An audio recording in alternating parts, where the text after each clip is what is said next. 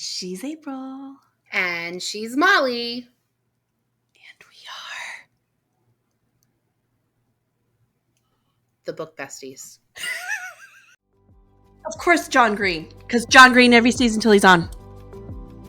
That feels so unlikely that I will agree to those terms. I want to believe I'm a dolphin.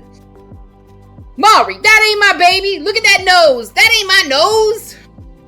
That's the only librarians we have, is 85-year-old women who refuse to retire. I mean, cool story, bro, but no. Fucking prove her wrong, assholes. Stop calling our fans assholes. I don't want to fuck it up.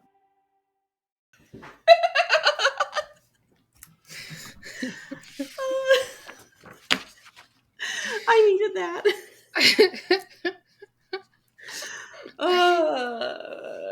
So I barely did my makeup.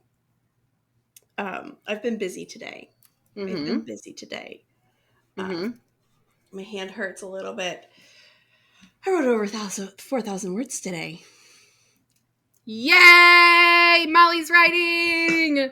I'm writing romance. Molly, I think you should always write romance.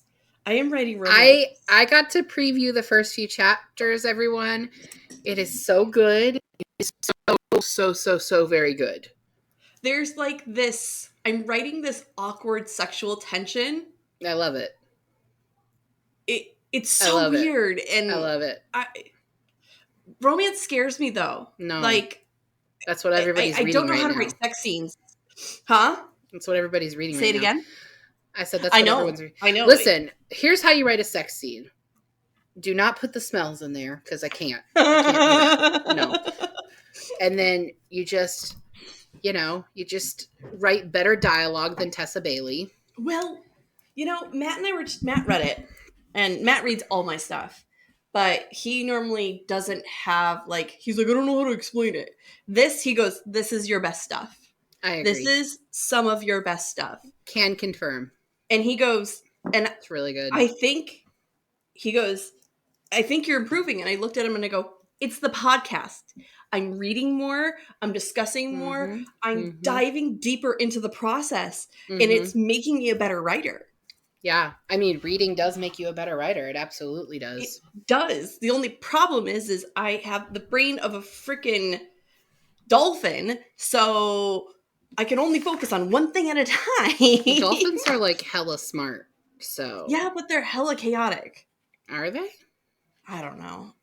I don't either. I want to believe I'm a dolphin. So I want to believe it. My hair is gray. Your hair's not gray. It's slate purple. Week it was purpley, but it's fading so fast. And I'd only wash it I think since I got it colored, I've only washed it maybe 3 times. It looks the same color as when you dyed it, though. I think, in my opinion. No. But I don't want to talk about my hair because it's bumming me out. I look like... You want to talk about dolphins? We were talking about dolphins. I look like Lois. No, but I do want to talk to you about the beach. I got to tell you about this awesome thing that happened. Okay, what awesome thing? So, shout out to Surfers Healing is the organization, and we'll link it below. They are a surfing camp for kids with autism. Their symbol's a dolphin. See, I knew I'd bring it back around. And they, I live in coastal Virginia, and they have a coastal Virginia stop that they do every year. And it's a lottery. You put your kid's name in and they may get in, they may not. And my son got to do it this year, and it was awesome. That's wonderful. He went surfing. It was so cool. I saw the video. He looks pretty dang happy. Yes. He stood up on the board 3 times, which is amazing. And we had good waves that day, which we don't get good waves in Virginia. It's not like being in Florida or California or Hawaii. We just don't get the kind of waves you get outland. Right. Yeah. We're really, the northeast coast doesn't get as good surfing waves. So that's, I mean, technically Virginia's the South, but Maryland's technically the South too, and it's the least south of the South states. No, Virginia's lower, souther, more Right, south. but what I'm saying is the Waterworks, Marylanders think they're Southern. What? And I hate to tell them that they're not. Because they're True. not. I lived in the South. They are not the Southern. Well, anyway, it was very cool. He stood up on the board 3 times. His surfer How did that you was hear about it? It was put on an autism moms group, like local autism moms group. And so I didn't think he would get in. Like, it's a lottery. And it's just like they draw randomly. And Good I for was really him, impressed with the organization. So we'll link them below because it is a charity. The camp is free for all the kids to do. And so if you feel moved to support kids with autism learning how to surf, hit it up, yo. Yeah. If you just want more information about the organization, because they do camps all over the U.S., East and West Coast. So it was very cool. It's Awesome. Yeah. It's awesome. You want to talk about this week's book? I mean, it's a 5-minute episode if that's a no. I guess.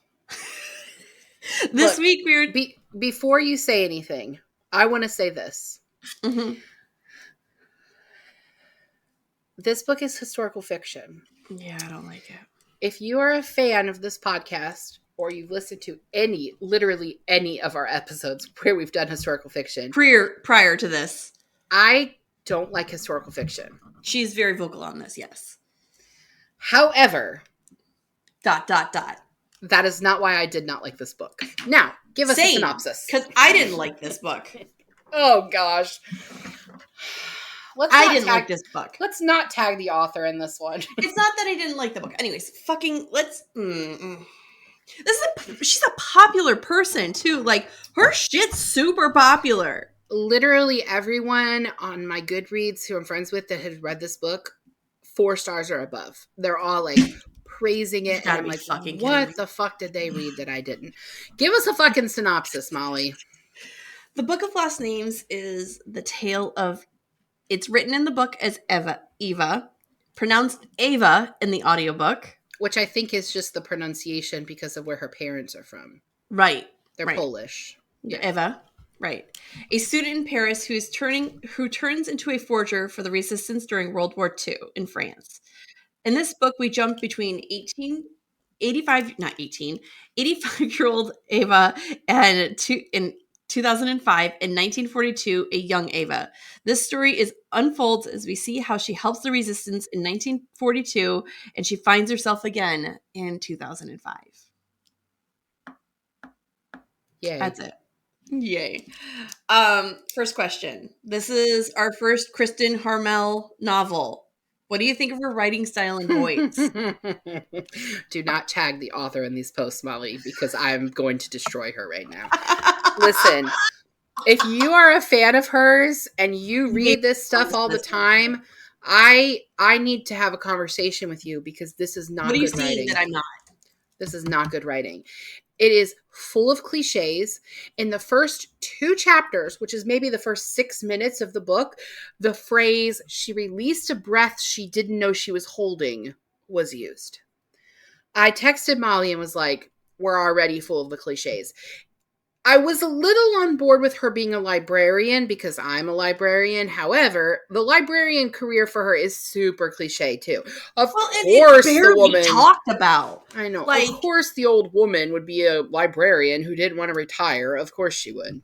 Yeah, because that's the only librarians we have is 85-year-old women who refuse to retire. No. Anyway. I really, really was disappointed in this book. It wasn't even that, like, the story wasn't great. There were literally parts that I was going, in my car, by myself, I'm yelling, that's a cliche! Why the fuck did they do that? In my car by myself. My struggle when it comes to her writing style and voice, you could have put anonymous on this book and any person could have written it. She has no unique style, no unique voice. She doesn't add to the genre. That is my biggest complaint about this. She does not add to the genre. And then we're going to talk about it more when we talk about, like, the World War II stuff. But But Like, but correct me if I'm wrong. She's not just an author of historical fiction. She mostly writes Holocaust fiction, correct? right. And I'm like, if you're going to continue to write that, which is such a saturated genre, you better fucking add to it. And Word. she did not. No. There was nothing about this that couldn't have just been any other book. It Facts. felt like a grown-up version of Number the Stars, which is the first Holocaust fiction book I read as a kid. Why does it feel just like that? Oh my God. It feels just like... And listen, so... I'm sorry. I'm not trying to do ASMR. I'm just trying not to yell. Well, just yell, because this book is just... You just need to yell. Ah! You know, in our book club, we read a historical fiction book. I mean, I still didn't really like it either because I don't like historical fiction, but it was a World War II book, and it was about women spies. And I thought, I cannot think of the name of it, so I didn't read it. I'll link it below. But I didn't really enjoy that book as a whole because I don't like historical fiction, but it was a book that I felt added to the genre. It added to the genre. I didn't know anything about women spies. I thought that was amazing. Right. It was based on Alice Network. That's what it's called, the Alice Network. Yes. For all of you that are curious. I'll put the link. I'll put the author info and the book info in the notes. Alice Network was probably the best historical fiction I've read lately. In the past maybe decade. I don't know, because even though I didn't really love Evelyn Hugo, that was better. Right. It's not that you didn't like the writing of Evelyn Hugo. You didn't like the story of Evelyn Hugo. I didn't like historical. It's not your jam. Right. But I will say that Evelyn Hugo at least kept my interest a little bit more. And you know what? I did read another book by Taylor, whatever her name is, the Evelyn Hugo, Daisy Jones and the Daisy Six. Jones. And that one was really good too. I was asked the other day if we were going to put that on the pod since we covered Evelyn Hugo.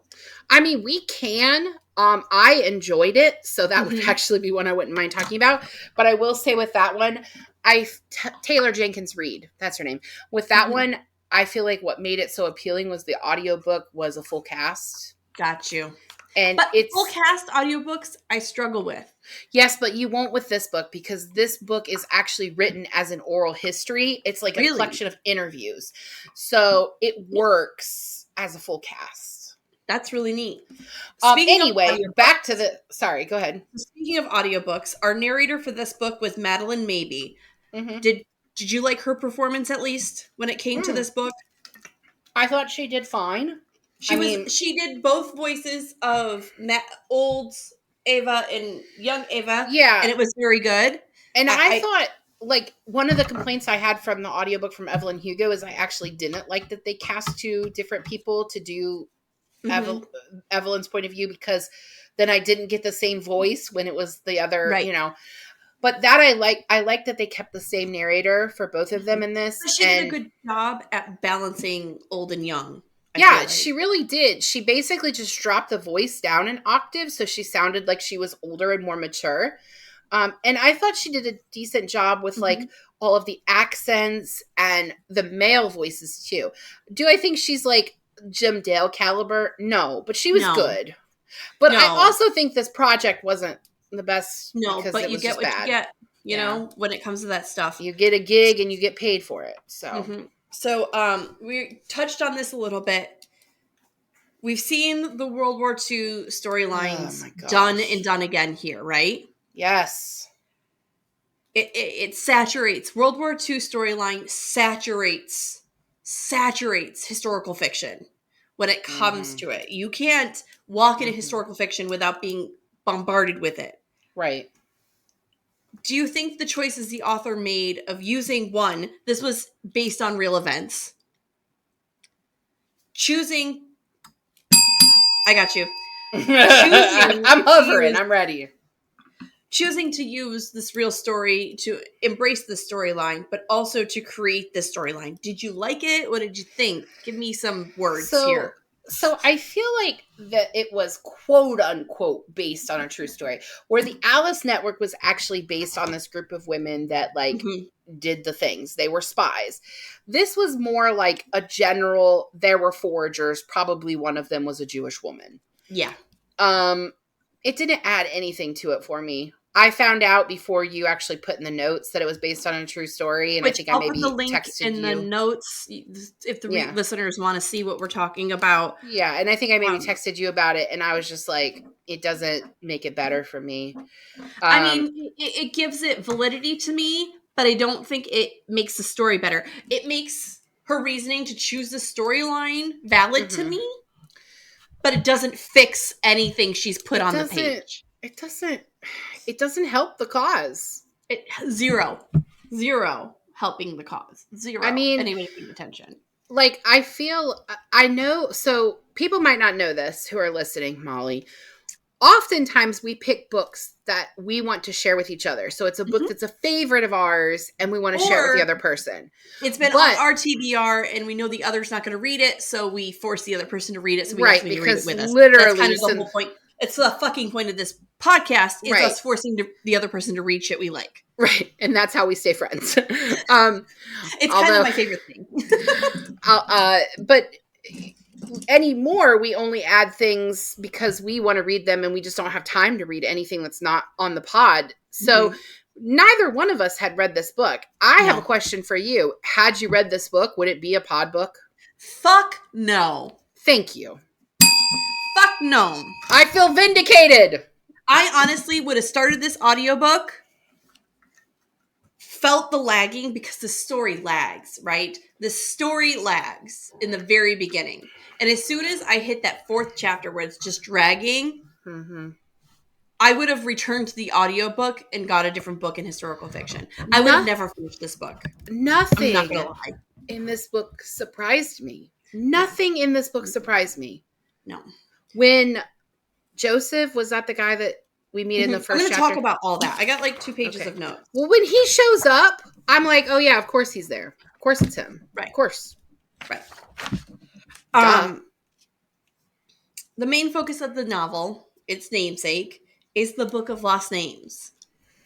A book Remy and Ava have created together to remember all the children that are affected by this, right? They give them new names. They get them to the other side of the freaking border. It was a way change their lives. It was a way of remembering who they were.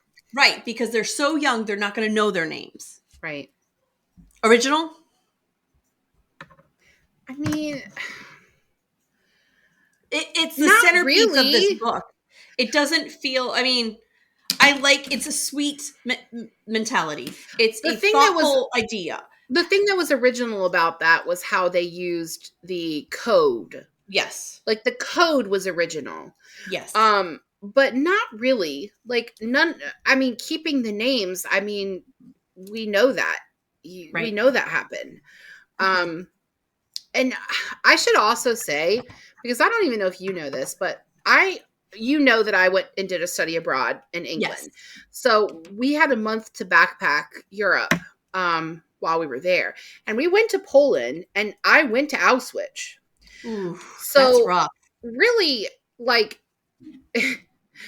I walked in to the gas chambers. Like, I stood in the barracks. The devastation.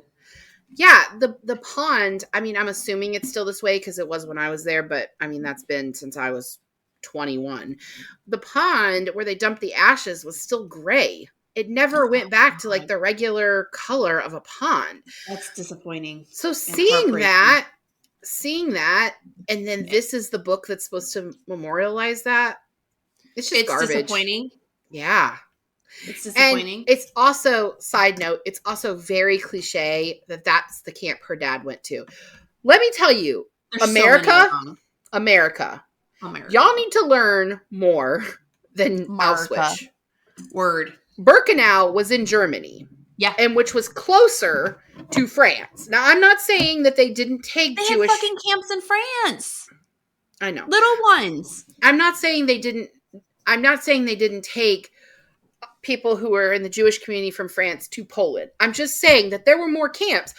Kristin Harmel, why don't you expand the genre and tell us of a different concentration camp? Word. Auschwitz has been done. And if you want a real experience about Auschwitz, if you really want to know what it was like to be in the Holocaust, read Elie Wiesel's Night.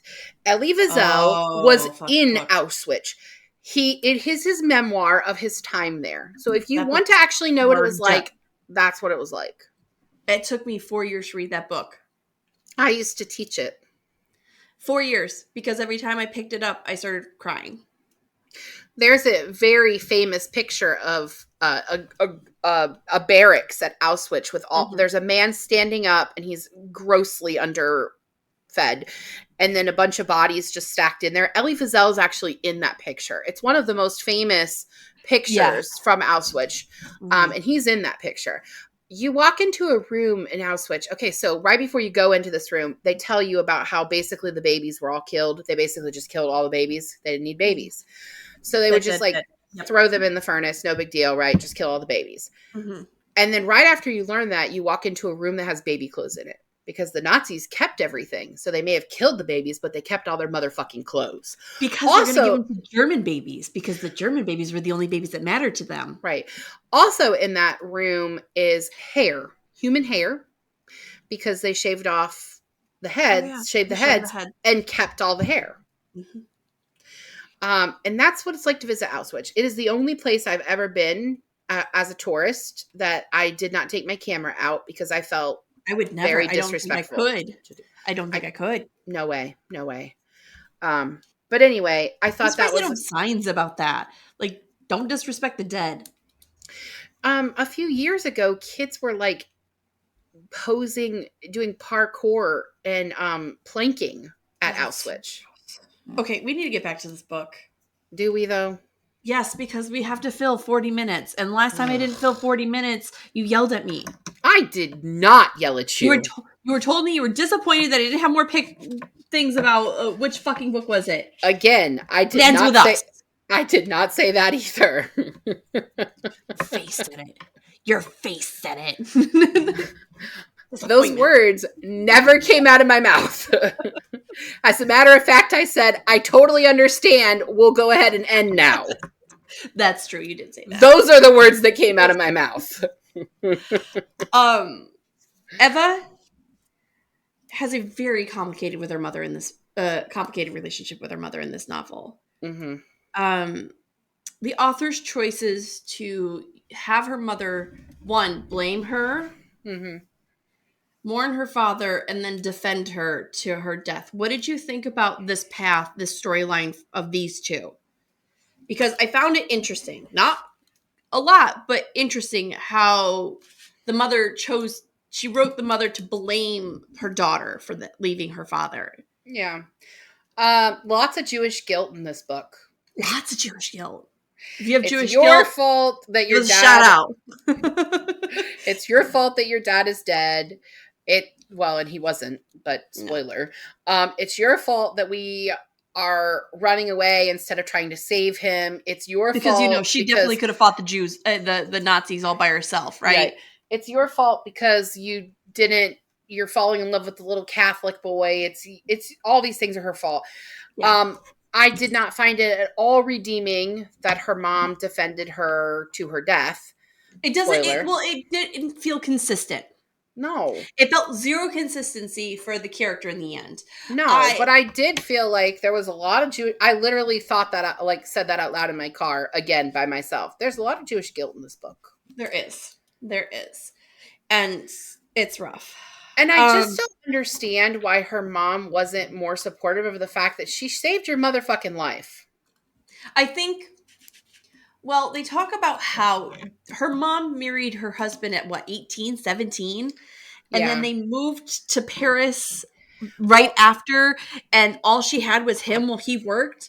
If you're secluded and that's the only person you have, I can see how that would be devastating for you. Well, I mean, even if it wasn't the only person you have, it's pretty fucking devastating. But Word. I have a theory. Okay. Even though their neighbor who lived across the street moved into their apartment, I think that the reason she came to get Ava, she didn't ask for her mom. She asked for Ava. Yeah. She talked to Ava's dad first. I think she was alerting them that they were coming that night. and he had made an See? arrangement with her that she could have Yes, the I apartment bet you if she dollars saved to Ava. donuts. It was, you can take our apartment, Mm-hmm. sell our shit, Yeah. keep my kids safe. Have whatever you want, but you need to get Ava out when the Nazis come. Right. I really think that's what happened, and it just so lucked out that her mom was also going with Right. her. Because I don't think her dad was stupid enough to believe that just because she was born in France that she was going to be exempt from all of this. But he hoped. I think he hoped that the neighbor would protect her. I honestly think that would have been a more interesting story to come around at the end than what came around at the end. Ugh. Anyway, we're gonna get to that. I want to Yay! I want to talk about Eva's relationship with Remy and Joseph. Mm-hmm. We meet Joseph when we first join Eva in Paris, and then again when she starts working for the Resistance. He seems to be slimy and sick with all the women he meets, even though everybody says he's handsome and charming. I never felt charming once for this man. Remy is dedicated to the cause and a Christian. Her mother loathes the idea of her ending up with him, and would prefer she ends up with Joseph. What did you think about the role of this love triangle, I use that term loosely, played in this novel?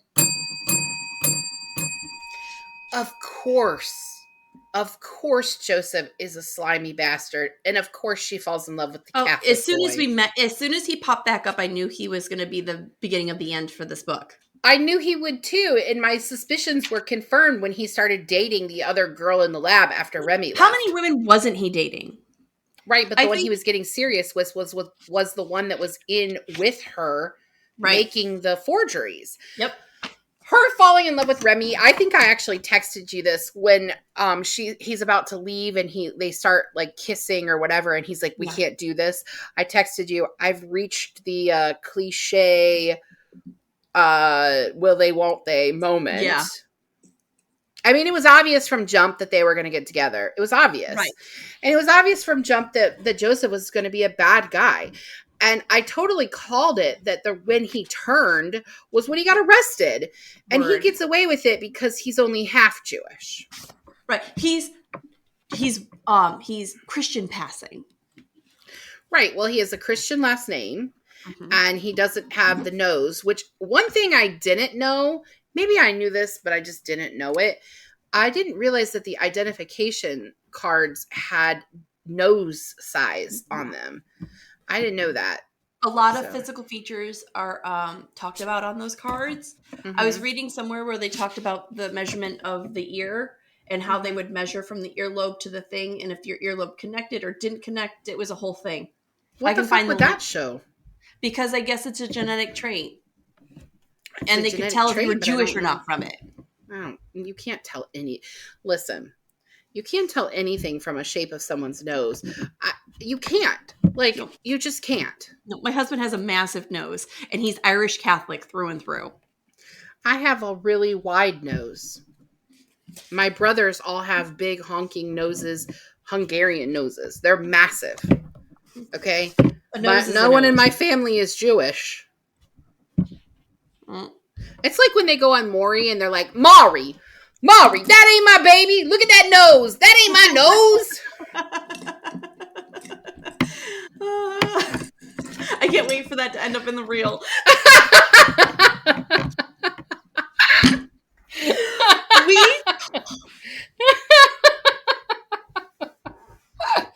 Oh, man. I'm going to get to this next question, I swear. Cliches. We talk about them constantly on this podcast. It is our bread and butter. It is how we break down. It helps us break down a book. Mm-hmm. There's so many of them in this. So many of them. Any particular that stuck out to you that you're just like, no, fuck this shit. It didn't need to be in here. I was out from the second time she released a breast she didn't know she was holding. That was before the Germans even came. So there's that. There's the will they, won't they, the Catholic and the Jewish girl, the Catholic, the love triangle, the love triangle. The Auschwitz being the camp that he goes to. Like, there are My other mom camps. doesn't understand me cliche. Right. Jewish guilt. The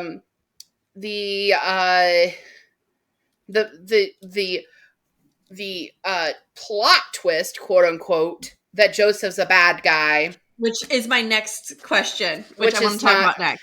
And I know you want to talk about the end, so I won't say it. I won't spoil it yet, but the end is one giant fucking cliche.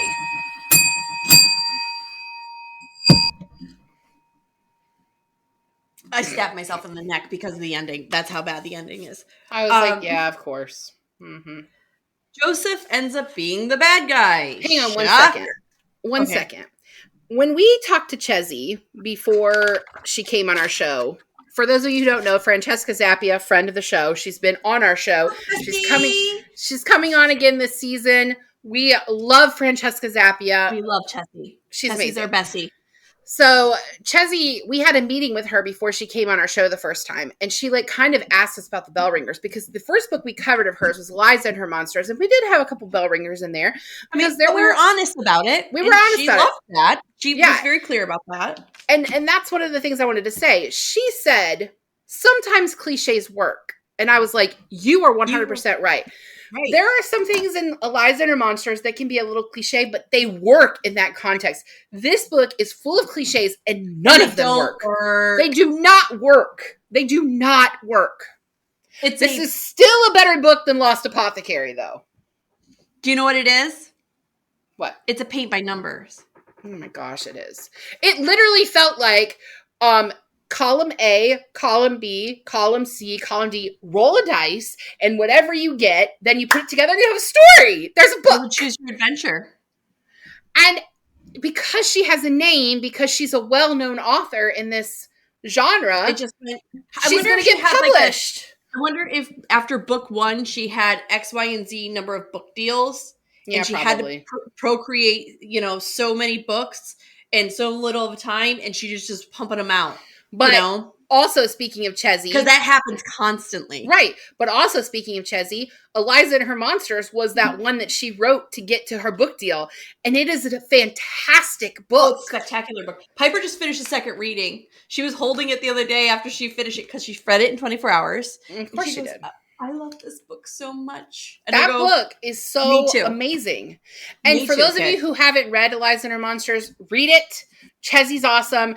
And go listen to our episode in season 1 where we talk about Eliza and Her Monsters. It'll be in the notes, and I'll put Chezzy's link to her website too, because she has a newsletter that is always awesome. Always awesome. She had a new book come out this summer, and she has a new one coming out in January as well. So, and she'll be on later this year with us in November. Yay, Chezzy! Okay, back to this book. Motherfucking book. Surprise of all surprises, Joseph is our villain. He betrays everybody because he is caught. And he's a slimy fucking snake and turns on everyone. And he promises to hand over Eva. Instead, he hands over her mom. And everyone else in town. Everyone else. What a motherfucker. And he kills his girlfriend. Yeah, well, I saw that. He deserves to get shot in the freaking hidden room. This twist. Was it even a twist? No. I knew he was the one that was going to betray them. He showed up in the book, and I was like, oh, yeah, this motherfucker is going to betray them. Well, he's gross. He's instantly gross. Yeah. He's all flirty, and you can see that she doesn't like him. Because he flirts with her, and she's just like, whatever. And the fact that her mom keeps going, he's a good Jewish boy. He'd be good for you. That's so He's cringe. not a good Jewish boy. He's a fucking whore. No. Your husband's gonna clip that. He's a fucking whore. You gotta stop saying that, because then he won't clip it. Because he'll be like, no, they're waiting for that one. Okay, so my biggest beef in this episode, in this book. Okay, I have beef. I mean, big, monstrous, take a billboard out beef with this book. In the end of chapter 29, beginning of chapter 30.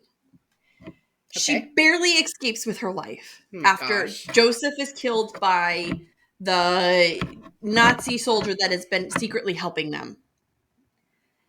She hides under a pew, she gets out of town, and then magically we fast forward. How? There were like a dozen German soldiers there. Okay. How did they just not find her hiding under a bench?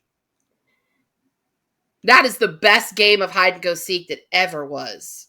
The author brushes past her escape from where they are in France. That's the climax of the book. It is the biggest, the point. I was finally entertained. I was finally enthralled. I was finally into it. Okay, for this book, I was finally into it, okay? This was a part of the book I was like, okay, great, we're on to something. Right. And then she fucking fast forwards 14 months. And it's like a whole, it's like 3 hours from the end, or like a little bit less. It's like an hour and a half, 2 hours. Yeah, so, why? We needed that. We needed to hear her struggle to get to Switzerland. We needed to hear her. She cannot have it that easy. This character needs a struggle. That is the whole point of creating a character, to give them rise and fall. I'm yelling a lot, and I'm sorry. No, one thing I did like about that story. I'm sorry, it makes me so pissed. Are you needing to woosah for a moment? Akuna Matata. Talking. I'm going to breathe. The one thing that I did like about that scene was that the German soldier who was basically spying for them, was feeding them information, that he was the one that shot Joseph. Yeah. Because I just assumed it was Remy that was going to be back. Like, I was like, oh, Remy's back. No, it's the German soldier. I knew Remy wasn't coming back. I thought it was the priest. I really was rooting for the priest to be the one to kill him. But I thought it was really clever that it was him, and I liked that he said that he had done things he wasn't proud of, and he knew that if he could save her life, that it might not change everything, but it would. But he might get a redeeming in heaven, right? And then he just waited for the German soldiers to come and kill him. He just waited.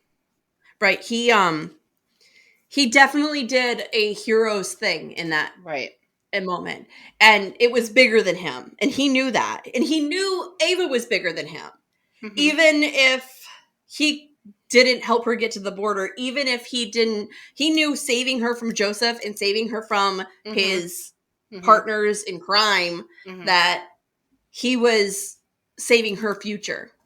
You know what? I just had a thought. What? Okay. I have a thought on one way they could have fixed this book. Okay, hit me. So, I think she tried to do too much. I think she was stuck on the forger story. Yeah. And then was like, but also Germans stole a whole bunch of shit from people. And so what if there was also this book? Yeah. And then we could have the two different timelines and how they matched together. I don't think she needed to do both. No. I think you could have done without the flash forward of Ava at 80. We could have done... And just focused on the forgery. And that's what I was thinking. Honestly, you could have started this book of Ava and her mom getting on the train. Ava learning how to use a typewriter to make her and her mom fake documents and getting to the South and getting themselves safe. Them struggling, make 3 or 4 chapters about them struggling to settle in town. Make her paranoid for days. Don't make it the same day she gets there, the fucking priest is following her around. Make it days long. Make it a week plus. And her in that little room typing, trying to make papers for her dad. And then the priest coming. Extend that storyline.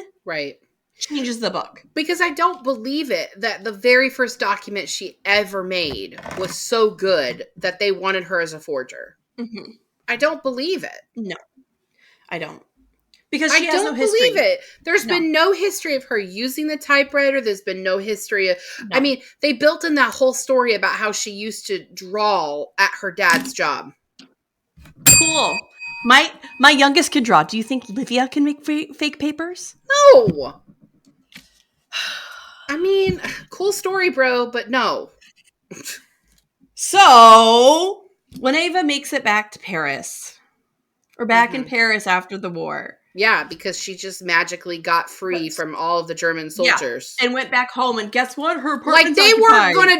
were just gonna give up. Oh, she's not in the room we thought she was in. I guess we'll go somewhere else. No! Sorry. I'm sorry. Even expanding how the resistance hid her till the war was over would have been nice. Right. Did Like she go to Switzerland? We don't even know. Supposedly, when Ava finally makes it back to Paris, and we're fast fucking forward to the 14 months, first she goes to check for her father to see if anybody knows where her father is, if her father's still alive. Were you surprised he was still alive? Not really, because this book was full of really cliche things. I think it would have been a more convincing story if she didn't have her dad. Right. Like if he would have died. Like if she was alone. Honestly, how I thought this was going to go is she was going to wait for her dad and Remy for a bit and then realize that she had no life left in Europe and she was going to go to the United States. But instead, we get her dad back. He dies of cancer. I do like the line that his body took care of what the Germans couldn't do. Finished, yeah. Yeah. Which was honest because, so, fun fact, not fun fact, I guess it's not fun. What the survivors of Auschwitz and the other concentration camps, the cancers they were getting in their lungs is the same variation of cancer that the 9/11 survivors have.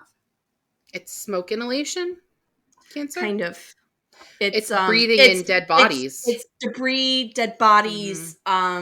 It's from the stress of the body also helps create this cancer, from what I understand. I'm sure Katie will fix me on this. Yeah, we need if Katie I'm wrong. I'll find any links. So maybe Katie will help me find links. But I will. There's information out there, but it's a very similar cancer they've shown because it's a traumatic event. And there is laws right now trying to get passed in Congress. I don't try to get too political on here, but there are laws and Congress and Senate right now that are trying to pass to protect the 9/11 soldiers and veterans that are dealing with burn pits and cancer and all that. And Congress on both sides, Senate on both sides are sitting on this bill instead of working together, instead of protecting our heroes. Yeah, that's some bullshit. Get on their asses. Thank you. I'm sorry. That's been bugging me. I have one more question. Sorry. Well, we didn't finish this question, Molly. No, we did not finish this question. So, thoughts on how, like, what was we were talking about her dad. I completely drew a blank. So I thought that was clever, the line about the cancer. Yes. But I don't think it was believable that he survived. I think it would have been a more believable story that she left, like you said, because she didn't have anyone. I really don't like that she left because of a guy. To me, that's all. Ava has been motivated by a man the entire book. And it feels zero consistent with the character's progress. Right. She waited long for Remy. She waited that long for Remy. Just meet the first guy she meets after waiting for Remy and deciding to move on from Remy is the guy. Right. And she actually says, and she's waving her bullshit flag, everybody. And she actually says that, like, in the Ava in present time, she's talking about how she never loved her husband as much as she loved Remy, and how she realized, I don't remember how many years in, that she didn't really need him. Right. She also, side note, because I know this is not in your notes, I am really bothered by the fact that she never told her son anything about her life. Seriously, the fact that she was just like, oh, my past doesn't matter. You waited for a man for 1.5 years after the war. You pined for him. You finished your education. You watched your father die, and your mom murdered in your name. And you're just going to act like none of it happened. What do you fucking tell him? You lie? And also, I think it's really fucking shitty and also unbelievable that her son wouldn't be like, my mom was born in Europe. My mom lived in Europe during World War II. My mom is Jewish. There's got to be a story there. Why do you not care enough to ask your mom questions about her fucking life? I don't know. How self-centered do you have to be? I had an uncle who served in Vietnam, and when you asked him about Vietnam, he walked out of the room.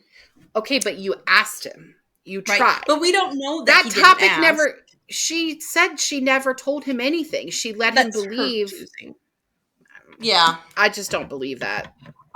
So last question before April Goodreads. Question. All right. Spoiler alert. In the end of this book, we're back in 2005. She finally makes her way to finding the goddamn book, and another person comes to claim it. Who's that person, my friends, you may ask? Oh, it's Remy. That's right. She gets a happy ending at 85 years old. What did you think? Hi ho! Hi ho! That's what it just reminds me of. Just let my bells speak for me. That was such a fucking cliche letdown. I literally was listening to that on my lunch break in my car, and when the other person showed up, I was like, "Oh, yeah, it's Remy." I was disappointed. I was disappointed too at the writer. I wasn't disappointed at the ending. I wasn't disappointed in the book. I knew this book was going to have a shitty ending. I was disappointed in the writer because you know what it should have been? It should have been her son. It should have been her son who came. It should have been her son. It should have been her son. Son who realized his mom was leaving, who has, because in 2005, I would have known where my 85-year-old mother was going. Mm-hmm. I would have known where my mom was. Mm-hmm. I would know where I know where my mom is now. Mm-hmm. But that's not the point. I think I know where my mom is. That's not the point. That's not the point of this. The point of this is that is not the ending this story deserved. The story of a forger, this is not the story that story deserved. No. This is how this book should have ended. This is how I would write this ending. She goes back to the hotel that the librarian sets up for her. Mm-hmm. Her son shows up the next day. Mm-hmm. He gets in contact with the Jewish League with her. Mm-hmm. They start working on this. She gets sick in Germany. She doesn't make it out of Germany. The son takes over and becomes the forger's daughter, the person that must finish this story to help these kids. He's carrying on his mom's legacy. I'm getting goosebumps telling this. He carries on his mom's legacy. He makes her life final and complete by helping these kids, now adults, realize who they truly are. I don't need her to die, but I need her to die. I need her to have a longer conversation with her son than a phone call. Facts. I need him to be there in person and for her to actually be able to show him what she did. Yes.